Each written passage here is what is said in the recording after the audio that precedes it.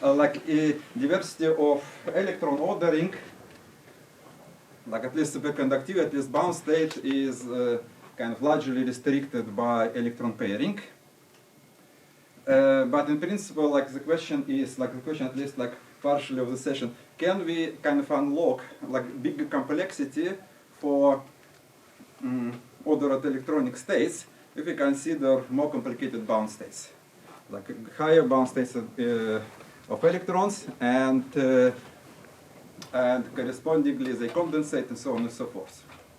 And as Nikolai explained yesterday, even for pairing of electrons and superconductivity, because repulsive interaction is not easy question, but is like higher bound states of electron possible at all. Nikolai was not talking about the bound state; he was talking about correlation. Yeah, even that, even when one tries to say in one sentence, even here like immediately caveats coming, and I will also be talking about correlations.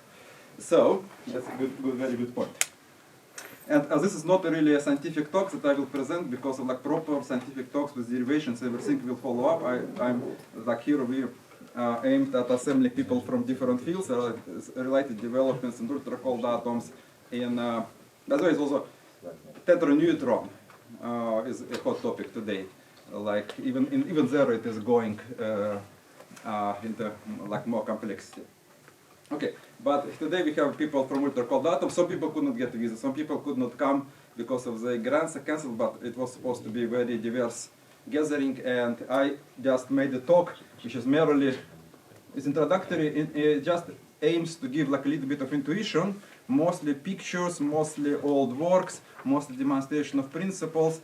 Take it with a grain of salt. This is very conversational, but talks that will follow will give like real calculations, and I merely aim at establishing terminology like for people in different fields, and tell a little bit on using old, now maybe a bit up-to-date works to explain how it works. Okay, now let's start.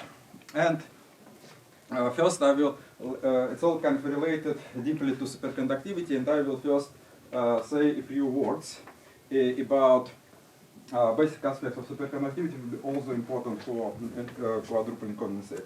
So even like basic aspects of pairing, they're not kind of, they shouldn't be taken for granted. Like what are the basic aspects of superconductivity? Usually superconductivity is a Meissner effect, the magnetic field is exponentially screened, Meissner-Higgs effect, so on, so forth, magnetic flux is quantized, and so on. This is, strictly speaking, not true.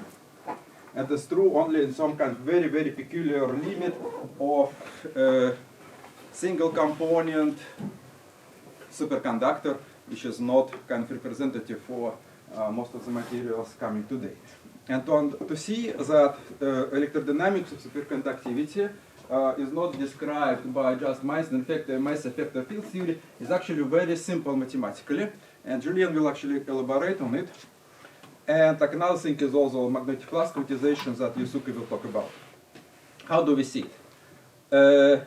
So, like a basic Ginzburg-Landau equation for fields replicated twice.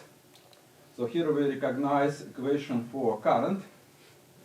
We just rearranged terms. We expressed vector potential through two fields. Q is just coupling constant. That's two-component current equation.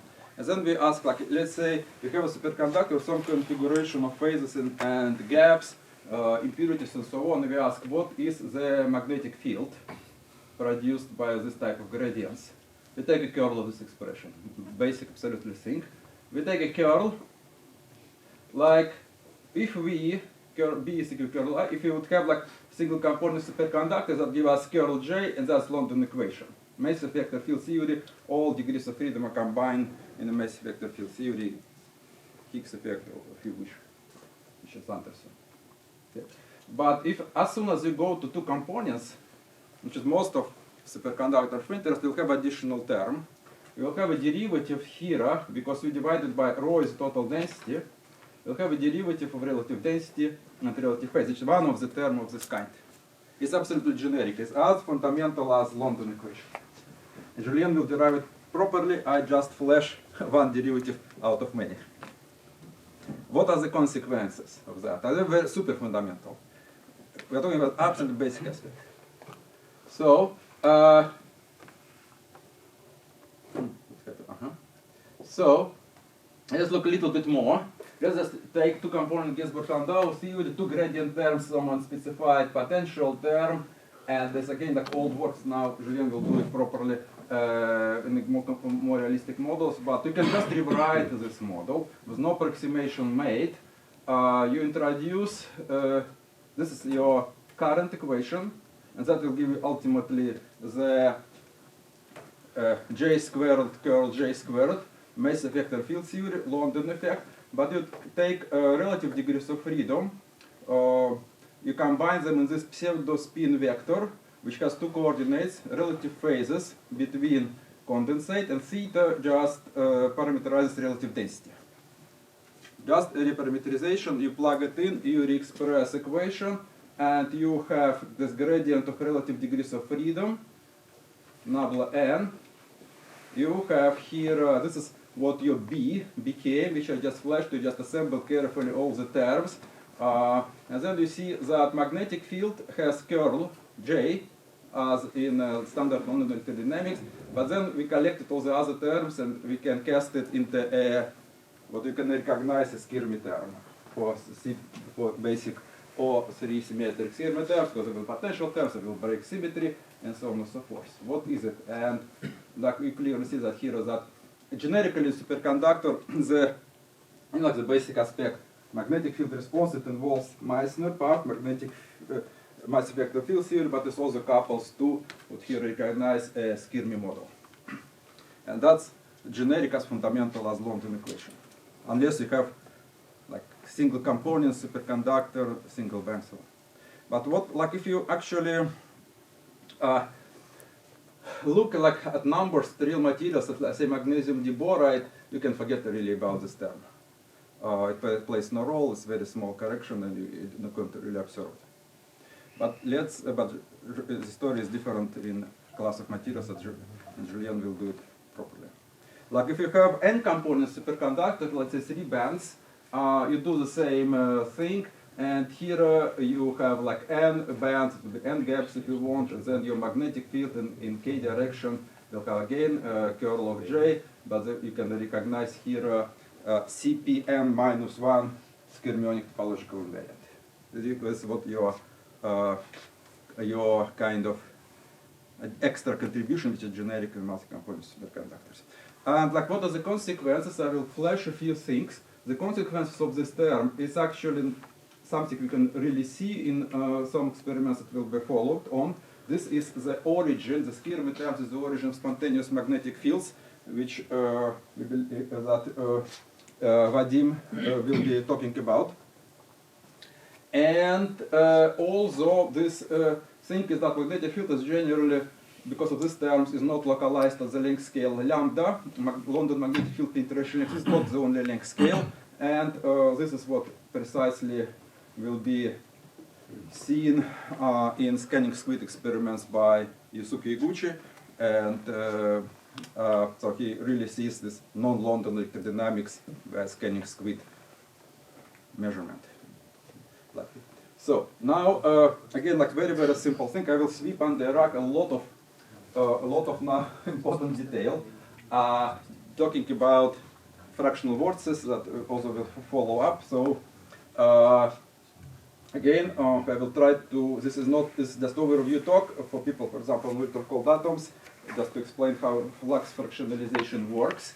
And let's again do absolutely minimalistic model. 2 components, 2 gradients, coupled to vector potential, 1 gap, another gap, and some unspecified potential term of curl A. How does the flux quantization works? Usually, let's say forget about second component, single component superconductor. You wind by 2 pi phase in this complex field. You have gradient of this phase. Like if there would be no vector potential, this would logarithmically diverge if you integrate it over 2D. But you can get rid of this logarithmic divergence by including one flux quantum. in this vortex, as was shown by London, and then you basically compensate this gradient of the phase with opposite, we would call it winding, with opposite direction in A, and that gives a finite energy solution. Flux quantization is just, you compensate one diversion term by your new field. Now, two-component thing. First, again, let's do this particular limit of what we just discussed. In terms of the Skirby model, let us just take London limit, constant psi. Let us take, just rewrite again variables. But in London limit, you have gradient, you can extract gradient of the phase difference, just arrange the variables, and all the other gradients. Now, first thing you can see that, okay, what is the simplest vortex you can have in the system is you wind this phase by 2 pi, and that thing is here the coupling to vector potential is cancelled.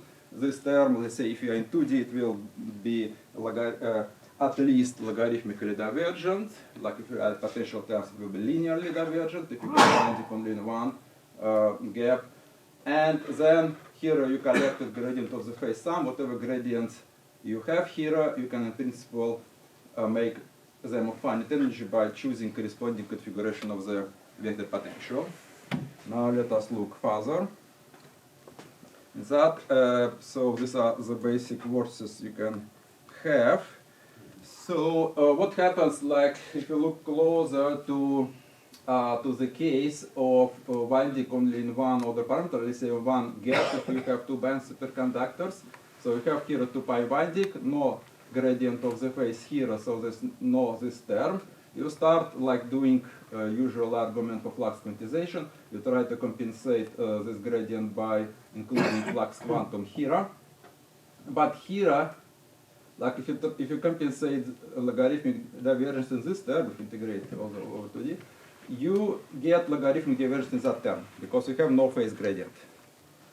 So you will never get rid, in this case, no matter what you play with vector potential, here you can either get rid of 1 over r contribution here, but you'll get 1 over r contribution there. So we always, but you can find, what does it mean like physically? Physically it means, so let's say this circulation has this gradient is a clockwise. In this band we circulate clockwise. This is trying to compensate, this gives like counterclockwise circulation, but then this band has only vector potential inducing current. This other band will circulate in the opposite direction. So this is the origin of the flux fractionalization, why flux quantization is universal in the single band superconductor, because of this basically coupling constant. But here you actually always send currents in the second band, you always send them circulating in opposite direction. And there is a frustration, and that is now if you try again to do the standard argument for flux quantization, you express current. Now you have gradient only in component I. You calculate flux, and then you see that the flux can be arbitrary refraction of the magnetic flux quantum.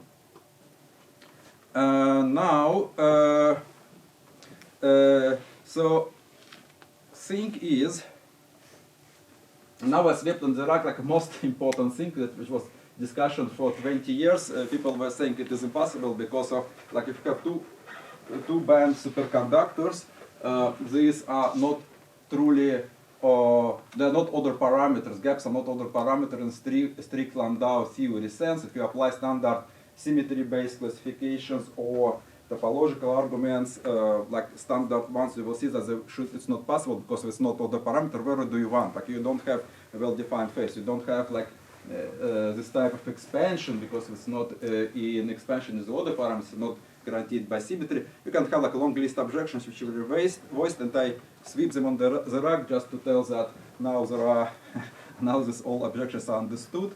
And actually, there are two classes of systems. Like if you have high rate superconductors, then you can have half quantum vortices like accepted for a long time because there everything is true order parameters, everything is justified by symmetry. It's much harder to justify winding in a single band without winding in the other band in multi-band superconductors, because with this true to say that it's forbidden by symmetry and topology principles. It's beyond symmetry and topology. Because these are again not order parameters. Essentially, by symmetry you are allowed to write only single classical field. So why, you take Landau theory, say, okay, band index is irrelevant. Near criticality, where your hydrodynamic theory written, where your Ginsburg-Landau theory written, you cannot use this index in a field theory, you do classical field theory. But the fact, if you not going into detail, the reason is there are things which are beyond symmetry and topology, and this is one example, because of its effect purely can be understood as the effect and consequence of interaction. So essentially, you can tune your system, you can tune interactions in your system in such a way that you will have volleys in your free energy which are not symmetry imposed, but where you can still wind and maintain stable winding. But I will again sweep and direct and then leave it to Yusuke to show how it looks in real nature. So, but what we found now is that, okay, what is if you have two component system, if you believe my just wordy argument with no calculations, each vortex is a bound state, or each one quantum vortex is a bound state of a fraction of two fractional vortices, and each of them carry arbitrary fraction of the flux quantum, depending on temperature. And they interact with each other if your system is U1 cross U1, they interact linearly. Because if tear apart, it's linearly divergent as we saw. If you include potential terms, they interact linearly confined. And it's even more interesting in the three-component case, because of that you have three bands, and we'll talk about three-band material. Then winding in each band creates a fractional vortex. And if you want to describe it, you if you have U1 cross U1 cross U1 theory, you have a color plasma of electric charge. So basically, it is the simplest classical model of a color confinement, three-band superconductor. If you introduce Josephson couplings, there will be Josephson strings, it will be linearly confined. May I ask you the question? On the previous slide, you literally say that the vortex is composite, yes, but the total flux is quantized. That's what you say on the previous slide. The the flux of the total flux. What does I think that should specify Show the what I mean previous by slide. total. It says the total flux is quantized. What did I say? Phi 1 plus phi 2 is quantized. Which slide? The previous one. That one. Stop. Stop. Previous one. Stop. Mm-hmm. Phi 1 plus phi 2 equals phi 0. Yeah, exactly. Okay, Like so in the total flux is lowest, quantized. Simply the vortex has a complex structure inside. But if I go outside, it's quantized. No. That's so basically we will yes and no. So basically the lowest is the lowest energy configurations. That's quantized. Like you have a confinement, and you. But in principle, you can now tear away fraction, and it will be as stable as you wish. That's the claim. That's okay.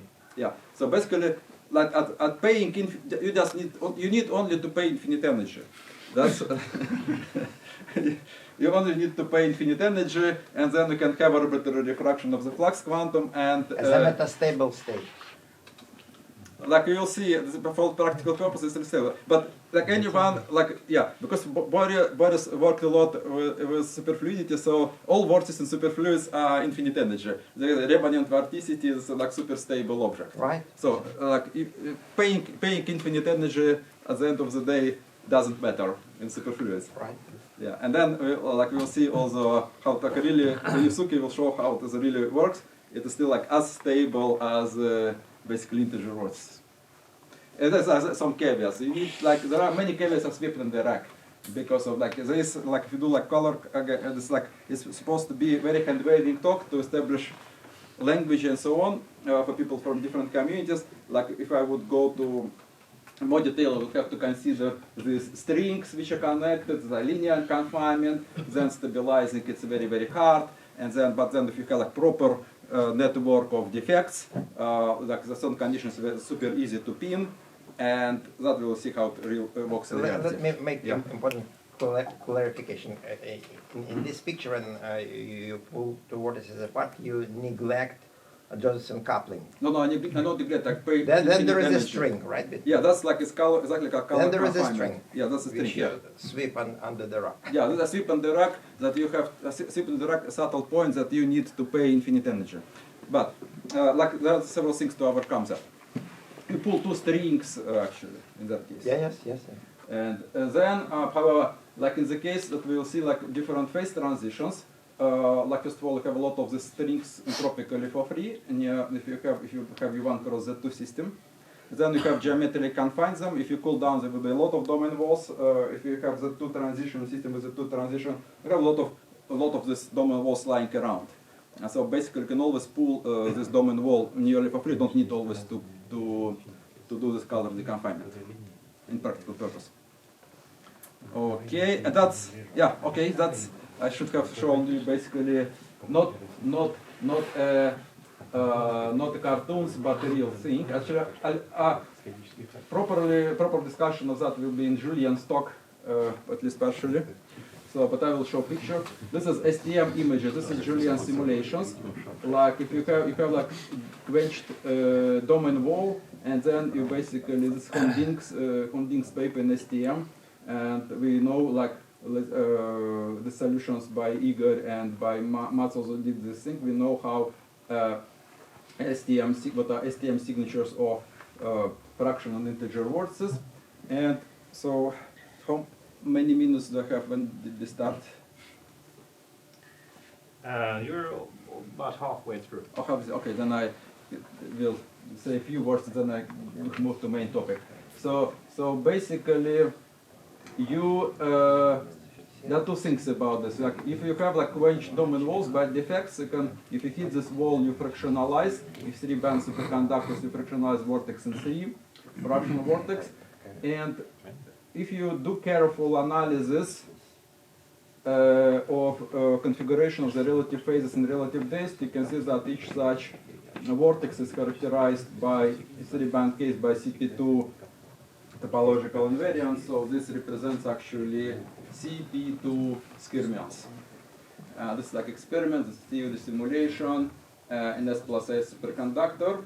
I postpone proper discussion to talks. Here I want just to overview a few things. Now, what just I try to explain is that we have cheap vortices where flux quantization is obeyed, and we have expensive vortices where flux quantization is violated. What are the consequences of the phases? So, this is like a very different situation from what we encounter, for example, in Koster-Lestaulis transition. Koster-Lestaulis transition always only the lowest energy, the simplest topological defects are important. Higher topological defects, composite topological defects, do not important. Here we have a thing which is reversed. Like we have bound states of topological defects are infinitely cheaper than elementary defects. The question is, what does it imply for fluctuations? And for fluctuations, that implies new states are possible. It's very important. So, first of all, like even it's interesting thing, and it also is actually related to like screening in color plasma. We did a lot of work, some time ago with Leo and others about like how screening happens in a color plasma in connection with like effective construction of quantum Hall plasma, and this like by itself is interesting thing. But let me again stay at the level of pictures and overview, and again let me make use some old, like now almost quarter century old discussion about what that implies for simplest U1 cross U1 system. So we take two component superconductor, U1 cross U1, and we go back to this rewriting of variables in the gradient of the phase sum and the gradient of the phase difference, and ask now what does it imply for the phase, what are the implications for the phase transitions. In 2 dimensions, in engaged theory, there is no Koster-Lestaulis transition because of simply vortices cost finite energy. And entropy always wins. There is no superconductivity in the thermodynamic limit in gauge theory in 2 dimensions. Now, here, what does it mean in this theory? It means that at any finite temperature in 2 dimensions, you proliferate composite vortices which carry, where both phases wind, and vortex carry flux quantum. And now, that means that basically this sector is not superconducting, and the kind of disappears from the theory. However, since we proliferate now bound states of forces and elementary still cost infinite energy, there will be a range of temperature where there is order still in this term. And what does it mean? This term is the order where only relative phases are ordered. And like, what does it mean? It means only product in terms of complex fields. It means it's only product of psi1, psi2 star has order, algebraic order in 2 dimensions, while individual phases are disordered. And then, if you wish, you want to write it in the fermionic content, it means that your order parameter becomes 4th order in fermions. So, and that is like electrically neutral. Oh yeah, that's very good point. I was precisely wanted to do the same. Now, like in principle, you can invert this thing. You can instead make vortices, composite vortices, where one phase winds by 2 pi, another by minus 2 pi, and Leo was perhaps the first paper where it was conclusively demonstrated. I will show it on a different thing. You can do the other way around. And then you can have instead disorder first, if you have a fair density wave system at least, you can disorder the phase difference, but you can have C1, C1, C2, C2, it will be Charge-4e superconductor. Like if you can make other composite vortices cheaper than this one. It's not simple, but you can do it, and this is also the same as early works of Tolia, Boria, and Kolya, Golov, Svistunov, people from other fields, for bosons, where if you load bosons on a lattice, you can either pair bosons, it will, depending on your interaction, it will be ordered in B1, B2, or you can make a contour fluid, where you have order in B1, B2 dagger. So basically, this type of constructions. So like if you would do like standard BCS theory, you would not get in standard BCS theory. It's not possible to get even as a plugging in mean field level. And then Albert will have proper talk about this.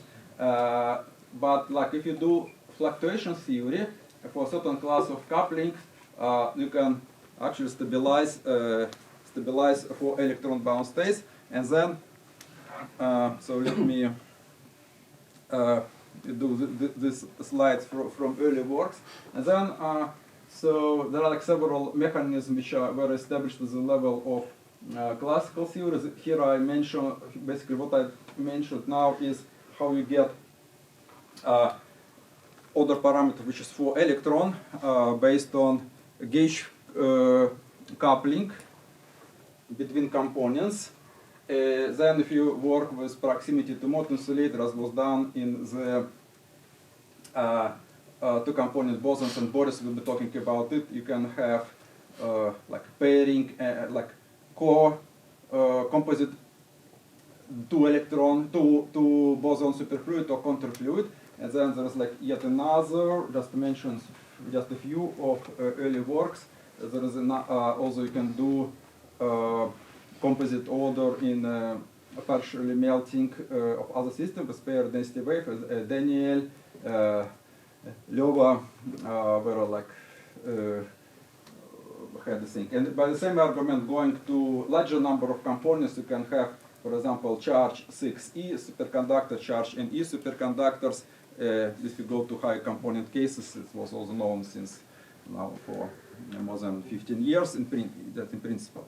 Now about, let's say, difference. So one like you can have a lot of orders made out of 4 fermions. It's very, very rich. And for us, at least for my collaborators, we are always mostly interested in not in Charge-4e superconductor, C1, C1, C2, C2. But we were, and also Boris,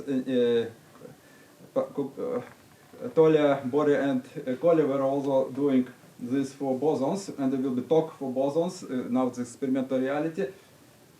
Order where instead you order nominally charge 0 object. And I will say that, like in my opinion, this is really interesting. Really interesting when you actually don't have superconductivity. The condensates which are not superconducting, but it's like a genuinely different state. And let me again do some hand waving thing, and people will, like that follow theory talks, will do it properly.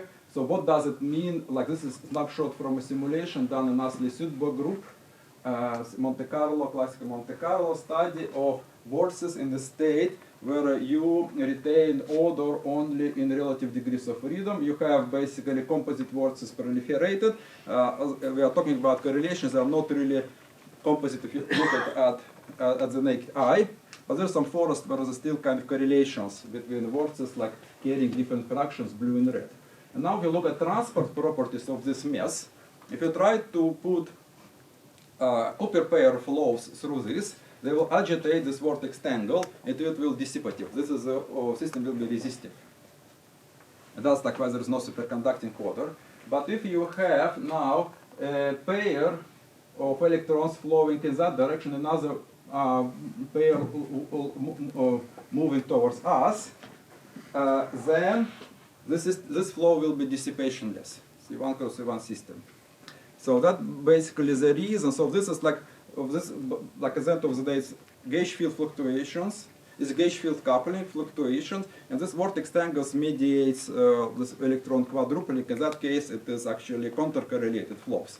So this, as Alexei said, is this nominal charge 0 flow.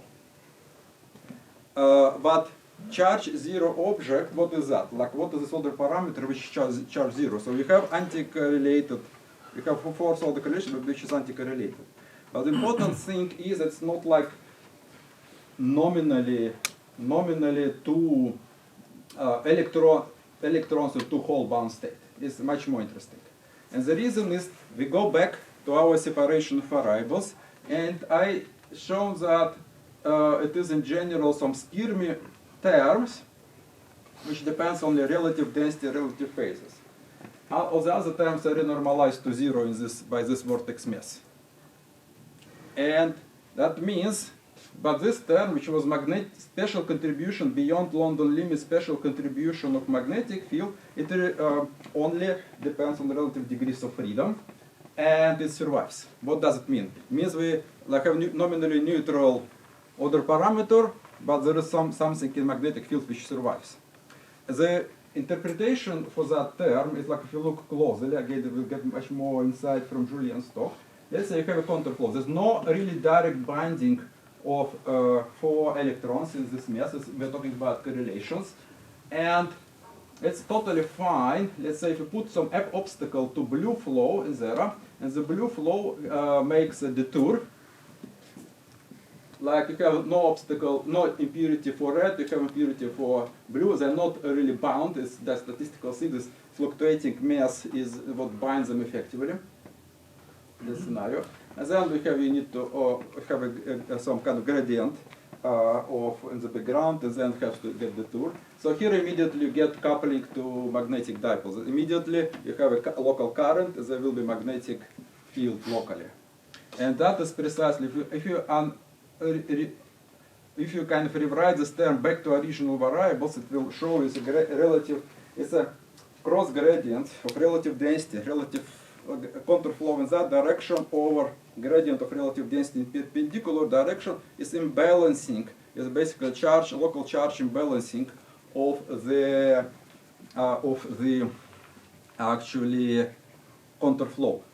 And that can be casted in the Skirmy term. And that's why I really like this type of particular condensates. There are not so many classical field theories in physics. We have Gross-Petaevsky equation. We have the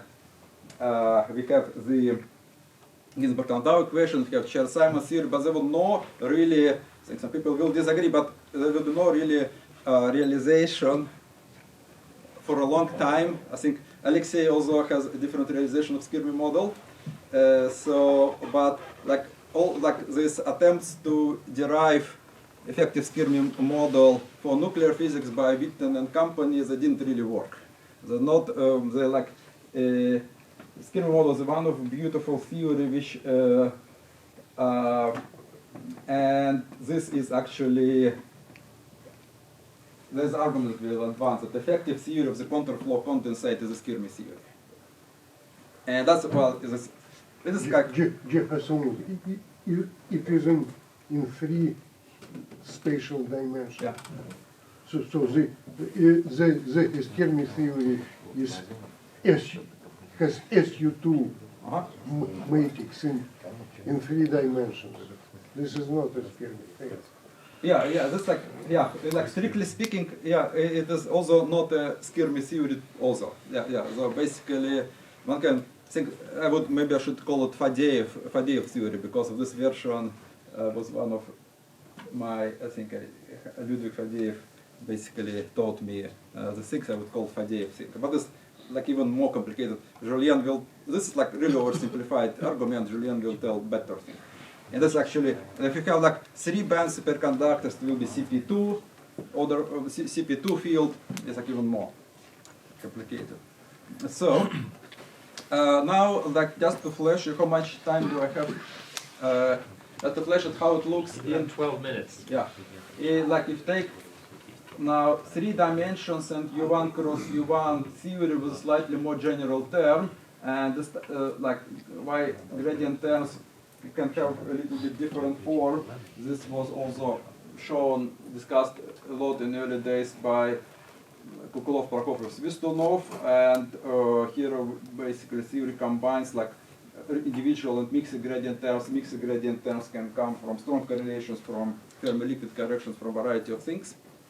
And this is just this theory plugged into like basically U1 cross U1 Ginsburg-Landau model, 3-dimensional Monte Carlo, and then you have 2 parameters. You have strength of coupling to vector potential. This basically parameterizes this unit's magnetic field penetration length, and another is coefficient of the strength of mixed gradient terms. And depending on this, like in this, like I think it's a simple 3-dimensional model. I know then you have either just a normal state, no broken symmetries. You can have most of the phase diagram is occupied by the 2-component U1 cross U1 superconductor, but then there are 2 corners. If you have like short penetration lengths, you have this counterflow condensate. If you have this strong thing, it was without gauge field for bosons, was shown by Svistunov. Because of these terms for bosons, you can get the basically this high order Charge-4e order parameters in superconductor. Charge-4e order parameters due to pair density wave was constructed. I think this is the first paper.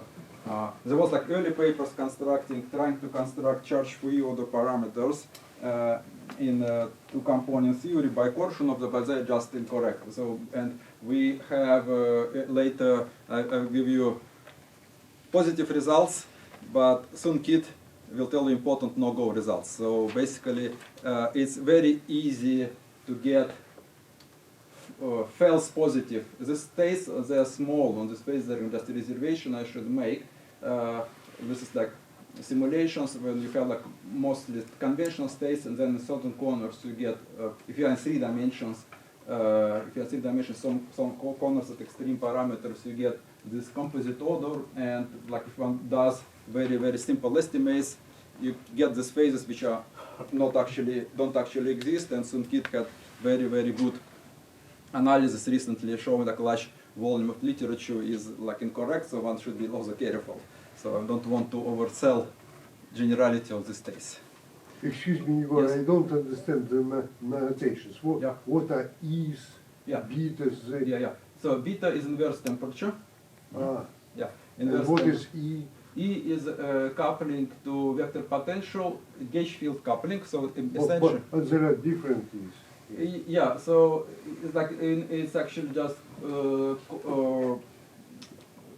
snapshot from paper. So it was considered opposite and similar and opposite charge. For example, if you want to go deep in the neutron star, you get proton Cooper pairing, and sigma minus gyperon becomes stable at this type of density. So we have, let's say, in the neutron star, we have Cooper pairs of protons and Cooper pairs of sigma minus gyperons. So you need to consider opposite charges, and they're like really getting long life. But but like here we specialized now. I took just one snapshot. We have equal charge. So this is basically, if you restore all the units, it will be basically large E means short lambda. So if you have a large coupling to vector potential, then you can get this type of condensate. And I am actually sweeping under the rug yet a lot of more important thing. Because if you try to substitute now numbers, you will get that if you try to restore value of magnetic field penetration length, it will be extremely crazily low. And in fact, it's probably in the realistic system. It is what we kind of will be discussed later. And that was Ilaria, who is coming here next day. She tried to look at more realistic models. Perhaps if you talk about a realistic system in 3 dimensions, in 2 dimensions fine, but in 3 dimensions you probably need both effects of gauge field coupling and effects of mixed gradient terms. So yeah, but that's like the thing is, like if you have a strong gauge field coupling in 3 dimensions, you hit system. So first, you can make composite vortices really much cheaper, and you can overcome the entropic disadvantage to proliferate, as that case, to proliferate if you increase temperature, proliferate first composite vortices without proliferating fractional vortices, and then you get to contour flow region. Or if you have another diagrams, you proliferate composite vortices where phase binding is opposite, and then you get charge-free superconductor. Again, like, how to do it with mixed gradient terms in neutral system, it was first done by Tolia, Bori, and Kolya, also almost a quarter century ago. And in bosons, it also was done in full microscopic theory, because we can treat bosons by Monte Carlo. Now, just let's take one more step towards like a real system, and that's like the most advanced Monte Carlo studies were done by our co-organizer Ilaria, who is coming soon. But I will look at some like simplest early works. So if you have S plus I superconductor, you have 3 bands, and then you break time reversal symmetry. So all cases I presented before, it was like high broken symmetry U1 cross U1. So let us look what happens if you have instead like more conventional broken symmetry U1 cross Z2. So these arrows are just representing phases of 3 order parameters in 3 bands. And then, so basically you can break time reversal symmetry when the phase locking between these order parameters is twofold degenerate. So we have band 1, band 2, band 3, it was band 1, band 2, band 3. So they're always arranged in a clockwise, band 1, band 2, band 3. And then you have to apply complex conjugation to arrange it in the different order. So like time reversal symmetry takes you have twofold degeneracy in the phase locking. It's like it defines S plus I state. And then everything what I said about hierarchy of the topological defects still applies there. You still have fractional vortices which are now have linearly divergent energy. very, very expensive. Have integer vortices are very, very cheap. And then, if you have significantly short magnetic field penetration length, so it's again inverse temperature, and this basically parameterizes the magnetic field penetration length. So then you can have the situation where like all three superconducting order parameters exist, but if you start heating the system, so it means like diminishing B, you can either go directly to normal state, or you can first proliferate bound states vortices but still have unproliferated fractional vortices. In that case, you break time reversal symmetry through forming like discrete, like the two symmetry breaking for fermion condensate. So you basically need, like in general, if you look at the theory, so what you need two ingredients. Not five, six. So you need two ingredients. You need to have more than one broken symmetry, and you need to have strong fluctuations. Then, under certain restrictive conditions, not generically, but under certain restrictive conditions are very restrictive. Soon Kit will tell how restrictive they are. You can have this type of order. And so since I have only 3 minutes, I will skip a lot of these things.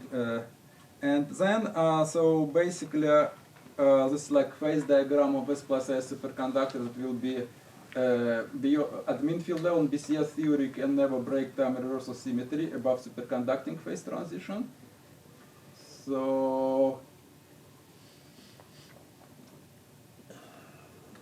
and then later we will see this. I will just talk about one slide because it will be covered properly, and that is what was reported, what was found by Vadim and many people who are in this room who were participating in the study. They found that in this type of material we have a breaking of time reversal symmetry above superconducting phase transition. It was diagnosed. It is not related to magnetism.